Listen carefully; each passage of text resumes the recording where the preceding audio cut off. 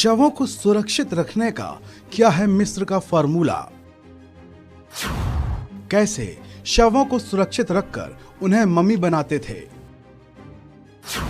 किन केमिकल्स का मम्मी के लिए होता था इस्तेमाल? The mummy return.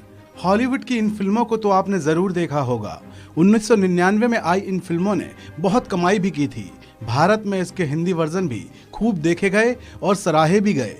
चलती फिरती मम्मी पर फिल्माई गई इन फिल्मों में खजाने का भी जिक्र था।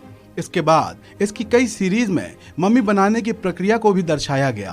पर शायद बहुत ही कम लोग जानते हैं कि मम्मी बनाने के लिए मिस्र से बेहद खास चीज को भारत से भी लाया गया था। वैसे तो मम्मी बनाने के लिए दूर देशों से मिस्र के लोग कई केमिकल्स लाते थे, लेकिन भारत से बेशकीमती चीज मिस्र लाई जाती थी, जिसके बिना शवों को मम्मी बनाना असंभव था।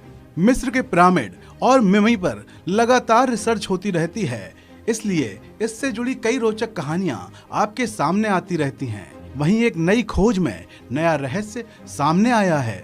समाचार एजेंसी की एक रिपोर्ट बताती है कि पिरामिड से मिले बर्तनों के शोध में एशियाई पेड़ों से मिलने वाले रेजिन, लेबनान के देवदार का तेल और मृत सागर के कोलतार का इस्तेमाल होता था, जो यहाँ से मिस्र लाया जाता था। प्राचीन 31 चीनी मिट्टी के बर्तन 42 फीट गहरे कुएं के तल में मिले हैं, जिनसे निकलकर ये सारा रहस्य सामने आया है। इन बर्तनों की तुलना पास के कब्रों में पाए जाने वाले कंटेनरों से करके शोधकर्ताओं ने यह पता लगाया है कि मम्मीकरण में किस पदार्थ का इस्तेमाल किया जाता था।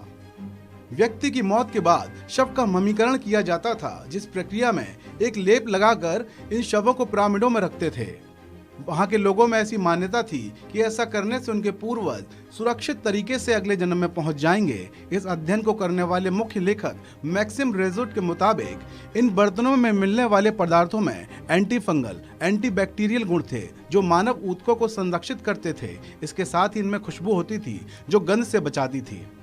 उन्होंने बताया कि मम्मीकरण में सबसे ज्यादा सुरक्षा सिर को दी जाती थी। सिर को किसी भी नुकसान से बचाने के लिए अलग अलग 3 कवच बनाए जाते थे, जिसमें एक पर लिखा होता था सिर ढकने के लिए।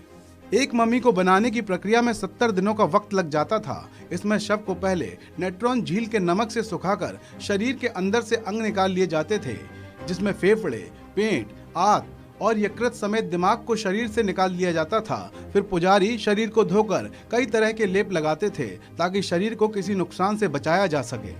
मिस्र के लोगों के पास मम्मीकरण के लिए बहुत ज्ञान था। यही वजह है कि मम्मीकरण में इस्तेमाल होने वाली चीजों को इकट्ठा करने के लिए ये लोग व्यापार मार्ग का इस्तेमाल करते थे, जो वर्तमान में इंडोनेशिया, भारत, फारस की खाड़ी और लाल सागर से होकर मिस्र आता है।